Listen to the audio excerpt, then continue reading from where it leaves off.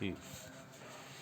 प्रिय विद्यार्थियों, हमने बीए पार्ट 3 के अंतर्गत पिछले वीडियो के अंतर्गत हमने पढ़ा था जनसंख्या के जो विभिन्न प्रकार के डेंसिटी है, उसकी ग्रोथ है, डिस्ट्रीब्यूशन और उसके बारे में अध्ययन किया था।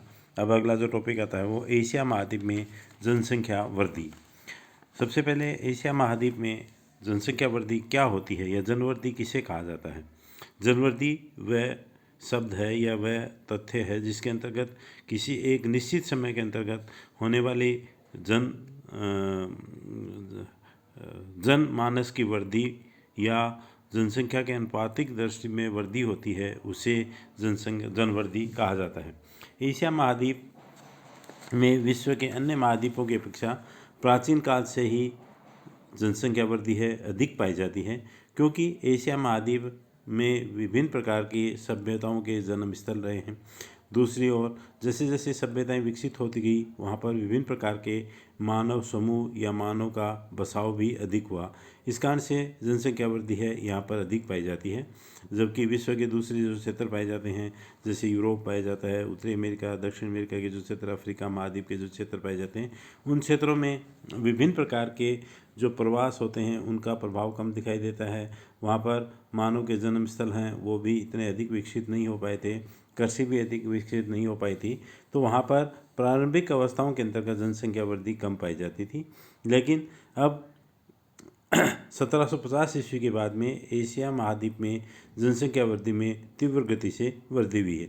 एशिया महाद्वीप के अधिकांश क्षेत्रों में कृषि कार्य है अधिक मात्रा में किया जाता है। इस कारण से यहाँ पर खाद्यान्नों की उत्पत्ति के लिए ही कृषि कार्य अधिक होने के कारण उदर पूर्ति के लिए 20% जो जनसंख्या वृद्धि में हुई। औसत रूप से एशिया महाद्वीप में 30% जनसंख्या है वृद्धि है वो पाई जाती है। यहाँ पर जिन क्षेत्रों के अंतर्गत जनसंख्या अधिक पाई जाती है उन्हीं क्षेत्रों के अंतर्गत जनवृद्धि है अधिक मात्रा में पाई जाती है। अर्थात दूसरे शब्दों में हम इस प्रकार से समझ सकते हैं, जहाँ पर जनसंख्या का दबाव अधिक पाया जाता है, जमाव अधिक पाया जाता है, घनत्व और वितरण अधिक पाया जाता है, वहीं पर ही जनवृद्धि है अधिक मात्रा में या जनसंख्या वृद्धि है अधिक मात्रा में पाई जाती है। 1950 के बाद में एशिया महाद्वीप में जनवृद्धि है वो तेज़ी से बढ़ी है। जैसे 1650 में 33 करोड़ थी, 1700 में 40 करोड़ हुई, 1750 में 48 करोड़ हुई, 1800 में 60 करोड़ हुई, 1820 में 75 करोड़ हुई, 1900 में 85 करोड़, 1950 में 138 करोड़ जनसंख्या बढ़ी और 2000 में 425 करोड़ जनसंख्या का जनवृद्धि दिखाई देती है। तो ये इस बात का द्योतक है कि एशिया महाद्वीप में विभिन्न प्रकार के जनवृद्धि के जो क्षेत्र हैं वो अधिक मात्रा में पाए जाते हैं, क्योंकि जहाँ पर अधिक बसाव होगा या मानव अधिक होंगे वहीं पर ही जनसंख्या की वृद्धि है अधिक मात्रा में दिखाई देती है। अब आता है एशिया महाद्वीप में जनवृद्धि के जो कारक पाए जाते हैं उनमें एशिया महाद्वीप में शांति एवं सुरक्षा। प्राचीन काल से ही एशिया महाद्वीप है वो शांति और सुरक्षित स्थान होने के कारण तथा यहाँ पर विभिन्न प्रकार की सभ्यताओं के साथ साथ यहाँ पर शांत राज व्यवस्थाएँ थी और शांत राज व्यवस्थाओं के कारण तथा सुरक्षा की दृष्टि के कारण, प्राकृतिक कारकों के कारण, प्राकृतिक सुरक्षा के कारण महाद्वीप में विभिन्न प्रकार के फिजियोग्राफिक जो क्षेत्र पाए जाते थे या भूभौतिक प्रदेश पाए जाते हैं उसके कारण भी सुरक्षा पाई जाती थी। विभिन्न प्रकार के मौसमी सुरक्षा है या दूसरे जो क्षेत्रों से जो प्रवास होता था उससे सुरक्षा है, इसके कारण भी यहाँ पर शांति और सुरक्षा के कारण जनसंख्या की वृद्धि है अधिक दिखाई देती है। दूसरा आता है कृषि का विकास। यहाँ पर कृषि कार्य है वो गहन जो उदर पूर्ति से लेकर के गहन कृषि कार्य है किया जाता है। एशिया महाद्वीप में जो अधिक जनसंख्या वाले जो क्षेत्र हैं जहाँ पर खाद्यान्नों की मांग अधिक पाई जाती है, वहाँ पर खाद्यान्नों के उत्पादन के साथ साथ जनसंख्या की उदर पूर्ति के लिए भी कृषि कार्य है अधिक मात्रा में किया जाता है। दूसरा, यहाँ पर कृषि कार्यों के क्षेत्रों में उत्पादन की दृष्टि से, कृषि क्षेत्रों के विस्तार की दृष्टि से तथा प्रति हेक्टेयर उत्पादन तथा कुल उत्पादन की दृष्टि से भी तीव्र गति से विकास हुआ है। यहाँ पर 2 से 3 या कुछ जैसे चावल की जो गहन कृषि की जाती है उसमें 4 तक की, एक वर्ष में 4 तक की फसलें हैं उत्पादित की जाती हैं। प्रति हेक्टेयर उत्पादन भी तेज़ गति से बढ़ा है। इसके बाद में तीसरा जो कारक आता है जनवर्दी का, औद्योगिक विकास। एशिया महाद्वीप में कृषि के साथ साथ विभिन्न प्रकार के कृषि आधारित उद्योग एवं अन्य प्रकार के उद्योगों का भी तेज गति से विकास हुआ है। इस कारण से औद्योगिक विकास होने से भी यहाँ पर जनसंख्या की वृद्धि है वो तीव्र गति से दिखाई देती है। जैसे जापान है, ताइवान है, दक्षिण कोरिया, उत्तरी कोरिया के जो क्षेत्र पाए जाते हैं, वियतनाम के और चीन के जो क्षेत्र पाए जाते हैं। भारत में भी जिन क्षेत्रों के अंतर्गत औद्योगिक इकाइयाँ विकसित हुई वहाँ पर अनेक प्रकार के औद्योगिक नगरों का विकास हुआ। तो औद्योगिक कारकों के और औद्योगिक इकाइयों की स्थापना होने से भी किसी क्षेत्र के अंतर्गत जनसंख्या की वृद्धि है तीव्र गति से दिखाई देती है। इसके बाद में अगला जो कारक आता है विज्ञान एवं तकनीकी प्रगति। एशिया महाद्वीप में विभिन्न क्षेत्रों के अंतर्गत औद्योगिक कृषि के कार्यों के विकास के साथ साथ विज्ञान एवं तकनीकी प्रगति भी तीव्र गति से हुई है। जैसे जापान है, ताइवान है, कोरिया, उत्तरी कोरिया और दक्षिण कोरिया के क्षेत्र पाए जाते हैं। चीन में भी वर्तमान समय में काफ़ी तेज़ गति से वैज्ञानिक और तकनीकी के या विभिन्न प्रकार के औद्योगिक जो इकाइयों के द्वारा अत्यधिक मात्रा में माल का उत्पादन या विभिन्न प्रकार की वस्तुओं के उत्पादन की दृष्टि से तेज़ गति से प्रगति हुई है। इसके कारण से भी एशिया महाद्वीप में जनसंख्या की जनवृद्धि है वो अधिक दिखाई देती है। यहाँ पर धीरे धीरे विज्ञान और तकनीकी जो प्रगति के साथ साथ विभिन्न प्रकार की औद्योगिक इकाइयाँ तथा विभिन्न दूसरे क्षेत्रों से भी मानव प्रवास है यहाँ इस ओर आकर्षित हुआ है। इसके कारण से भी यहाँ पर तेज़ गति से वृद्धि हुई है। इसके बाद में आता है स्वास्थ्य सेवाओं में सुधार। एशिया महाद्वीप में स्वास्थ्य सेवाएं होती थी उसमें भी तीव्र गति से सुधार हुआ है। पहले के क्षेत्र समय में यहाँ पर प्राचीन काल समय में यहाँ पर विभिन्न प्रकार की जो स्वास्थ्य सेवाएं थी वो अनुकूल नहीं थी। यहाँ पर विभिन्न प्रकार की प्राकृतिक आपदाएं हैं या विभिन्न प्रकार की महामारियाँ थी वो अधिक होती थी। लेकिन अब धीरे धीरे स्वास्थ्य सेवाओं में भी सुधार होने के कारण यहाँ पर तेज़ गति से जनवृद्धि के प्रवृत्तियाँ हैं वो दिखाई देती हैं। और एशिया महाद्वीप के जैसे भारत के जो दक्षिण एशिया के जो क्षेत्र पाए जाते हैं, पूर्वी एशिया के जो क्षेत्र पाए जाते हैं, उन क्षेत्रों के अंतर्गत स्वास्थ्य सेवाओं में तेज़ गति से सुधार हुआ। तो इन कारण से भी एशिया महाद्वीप में जनवृद्धि है वो दिखाई देती है। इसके बाद में आता है प्रवास के द्वारा भी एशिया महाद्वीप में विभिन्न प्रकार के जो प्रवास हैं प्राचीन काल से ही यहाँ पर समावेश की प्रवृत्ति के होने के कारण या विभिन्न प्रकार के जो प्रवासी आते हैं उनको यहाँ पर बसा लिया जाता है और बसाने के कारण यहाँ पर जनवृद्धि होती है, अधिक हो जाती है। इस कारण से भी यहाँ पर जनसंख्या वृद्धि जैसे भारत के जो दक्षिण एशिया के जो क्षेत्र पाए जाते हैं उन क्षेत्रों में के अंतर्गत विभिन्न प्रकार के जो शरणार्थी होते हैं उन शरणार्थियों के कारण भी जनसंख्या वृद्धि है यहाँ पर दिखाई देती है। तो एशिया महाद्वीप में जनसंख्या वृद्धि है उसके विभिन्न युगों के अंतर्गत विभिन्न प्रकार के जो डिकेट्स पाए जाते हैं उन डिकेट्स के अंतर्गत 1750 के बाद में तेज़ गति से और 1900 की ईस्वी के बाद में और 2000 में 425 करोड़ तक भी जनसंख्या की वृद्धि हुई है। इसके साथ साथ यहाँ पर जनसंख्या वृद्धि के जो कारक पाए जाते हैं उसके बाद में अगला जो बिंदु आता है जनसंख्या वृद्धि के सिद्धांत। जनसंख्या वृद्धि एशिया महाद्वीप में हम संक्षिप्त में यदि इसका देखें तो जनसंख्या की वृद्धि के सिद्धांतों में जैसे माल्थस का सिद्धांत पाया जाता है वो अर्थशास्त्री और जनांकिकी विशेषज्ञ थे।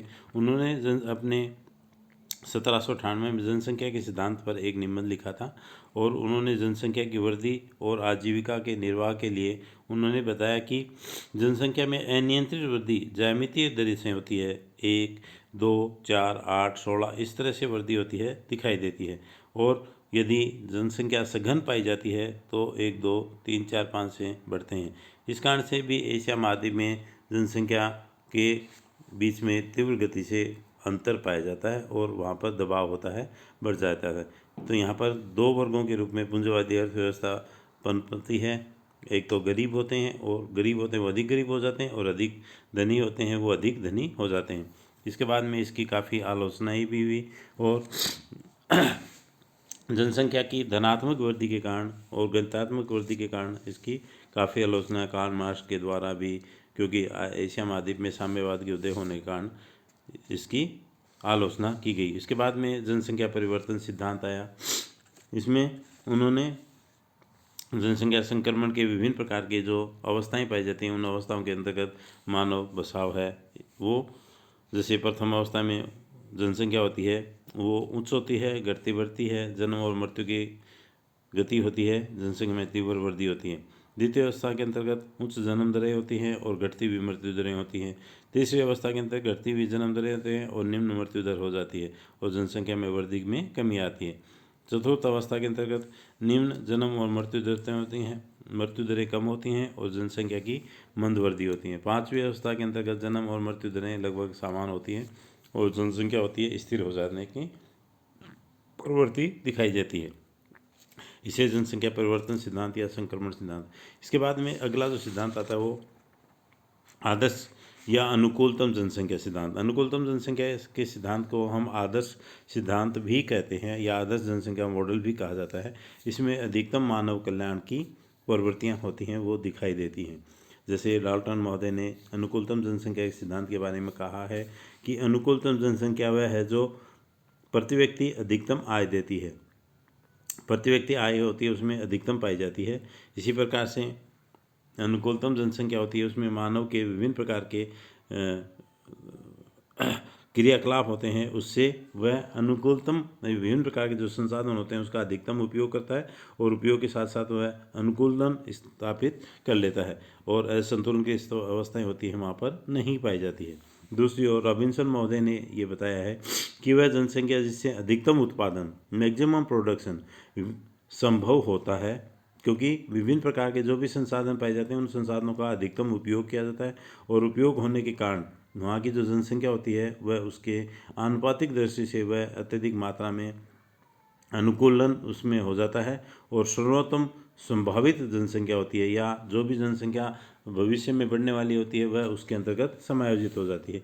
इस कारण से जो हानिकारक प्रभाव होते हैं वो अपेक्षाकृत वहाँ पर अनुकूलतम जनसंख्या सिद्धांत के अंतर्गत कम दिखाई देते हैं। तो इसी के से जो जनसंख्या वृद्धि के जो सिद्धांत पाए जाते हैं वो भी इसमें अत्यधिक मात्रा में इन प्रभावित करते हैं। इसके बाद में जैसे तकनीकी प्रगति पाई जाती है, वो तकनीकी प्रगति के कारण भी जनसंख्या वृद्धि पर विभिन्न प्रकार के नियंत्रण की जो प्रवृत्तियां हैं वो दिखाई देती हैं और विभिन्न प्रकार के जनसंख्या के जो नियंत्रण होता है उसके कारण जनसंख्या वृद्धि होती है वो कम होती चली जाती है। अब इसके बाद में आता है कि जनवृद्धि होती है, ये किसी भी देश की अर्थव्यवस्था पर, किसी भी देश के समाज पर, वहाँ के विभिन्न प्रकार के जो संसाधन पाए जाते हैं उन संसाधनों पर अनेक प्रकार की प्रभाव और वहाँ पर समस्याएं होती हैं वो पैदा भी करती है और उनको प्रत्यक्ष व अप्रत्यक्ष रूप से प्रभावित करती हैं। जैसे जनवृद्धि होती है उससे विभिन्न प्रकार के अकाल होते हैं वो अधिक पड़ने की संभावना। अकाल वैसे तो प्राकृतिक आपदा होती है, लेकिन जहाँ पर जनाधिक्य अधिक होगा, जनसंख्या का वितरण अधिक होगा और जहाँ पर घनत्व अधिक होगा उन क्षेत्रों के अंतर्गत यदि फसलों का उत्पादन कम होता है तो वहाँ पर अकाल या असामयिक जो उत्पादन होता है उस असामयिक उत्पादन के कारण वहाँ पर अनेक प्रकार की समस्याएं और वहाँ की अर्थव्यवस्थाएं होती है उससे प्रभावित होती हैं।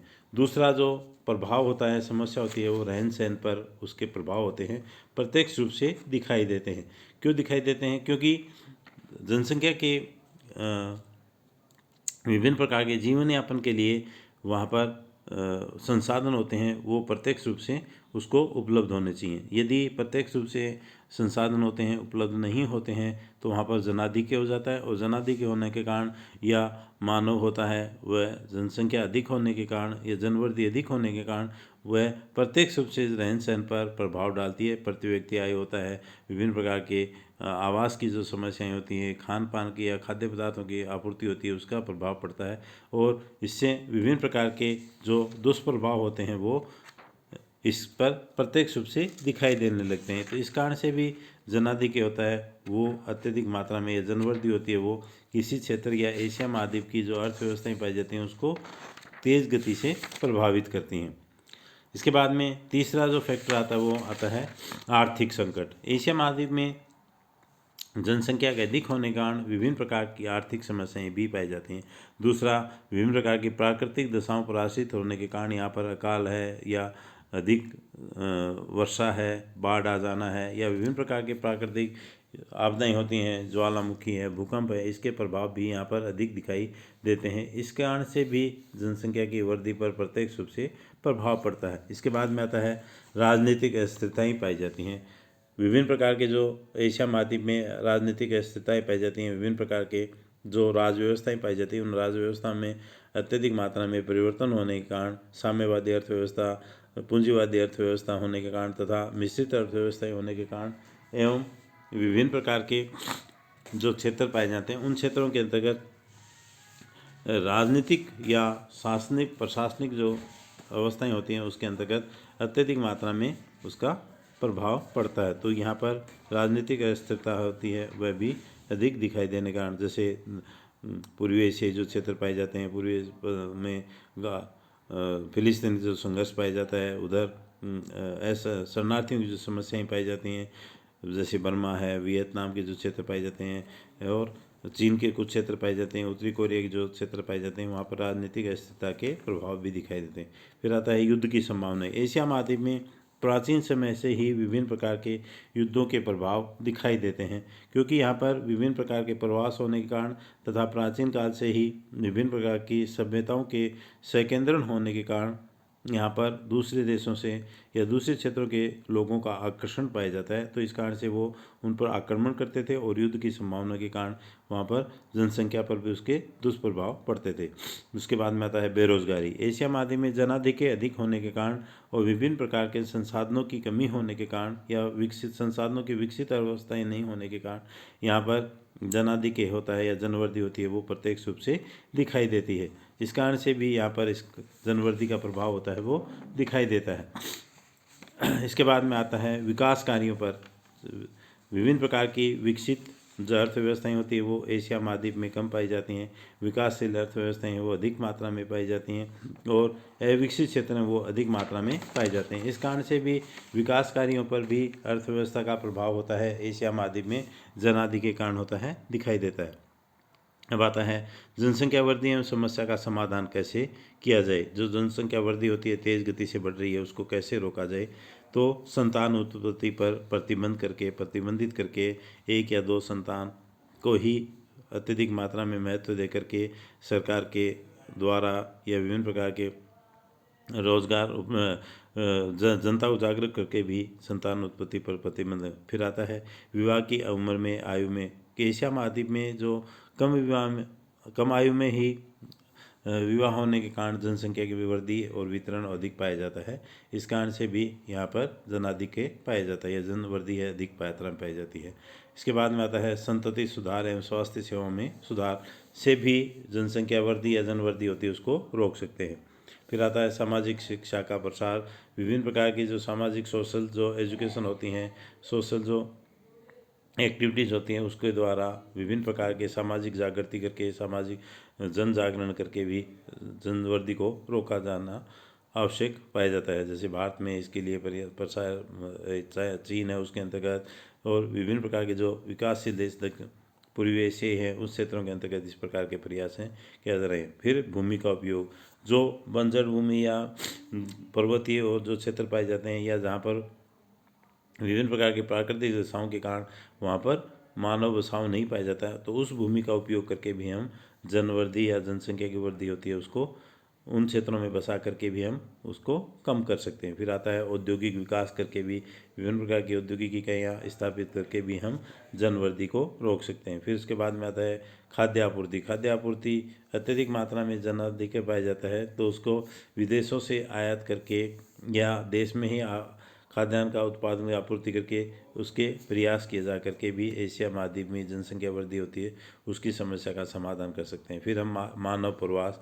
एशिया महाद्वीप में मानव प्रवास है वो दूसरे क्षेत्रों की ओर, क्योंकि यहाँ की एशिया महाद्वीप की जो सबसे बड़ी विशेषता पाई जाती है कि वह मानव अपने जो जन्मभूमि होती है उस जन्मभूमि को छोड़ करके वह बाहर जाना कम पसंद करता है। इस कारण से भी यहाँ पर मानव प्रवास की जो प्रवृत्तियाँ पाई जाती हैं कम पाई जाती हैं। उनके जो माइग्रेशन होते हैं कुछ समय के लिए, या मौसमी परिवर्तन या मौसमी प्रवास होते हैं, या कुछ समय के लिए वो प्रवास करते हैं, फिर पुनः आकर के अपने क्षेत्र में ही निवास करते हैं। जबकि यूरोप महाद्वीप है उससे प्रवास दिखाई देते हैं। उत्तरी अमेरिका, दक्षिण अमेरिका के जो क्षेत्र, ऑस्ट्रेलिया तक उन्होंने प्रवास किया है। लेकिन एशिया महाद्वीप में जो इस प्रकार के प्रवास की प्रवृत्ति है वो कम दिखाई देती है। तो ये आपके जनवर्दी का जो टॉपिक है वो समाप्त होता है। आगे हम एशिया महाद्वीप में नगरीय प्रवृत्तियों के बारे में अध्ययन करेंगे।